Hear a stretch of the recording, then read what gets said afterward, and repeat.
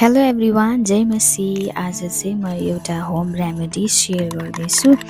I think यो चाहिँ धेरै मदर्सहरूलाई हेल्पफुल हुन्छ जसको सानो नानीहरू हुनुहुन्छ अनि अहिले सिजन चेन्ज भएको कारण जुन एकदम गाह्रो भइरहेको छ, रुगामार्गी लागेको कारणले।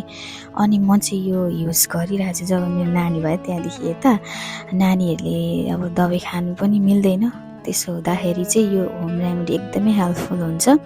त्यसको लागि मैले एउटा लसुन काटेको छु मसिनो गरेर, अनि एउटा भाँडामा 1 चम्चा जति ज्वानो राखेको छु। यसमा तपाईँले मेथी पनि राख्न सक्नुहुन्छ, मैले चाहिँ मेथी राख्न बिर्सेछु।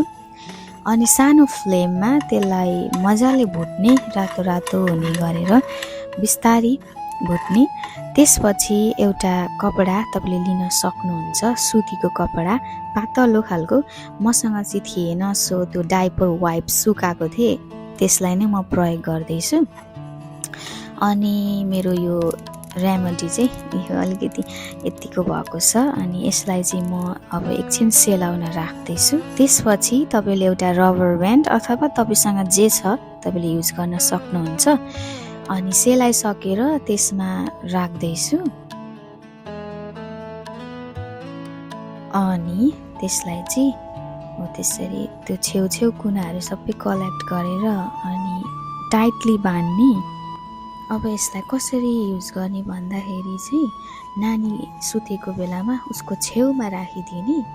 अनि त्यसले चाहिँ नाक टालिएको छ अथवा नाक चाहिँ बन्द भएको छ भने रुगामार्गीले त्यसलाई खोल्नमा एकदमै धेरै हेल्प गर्छ।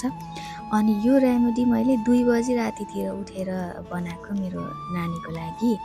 अनि बिहान उठ्दाखेरि उसको नाक एकदमै खुल्ला भइसकेको थियो। So that's why I'm sharing this to you all, and I hope it will be helpful to you. And thank you all for watching. Bye bye.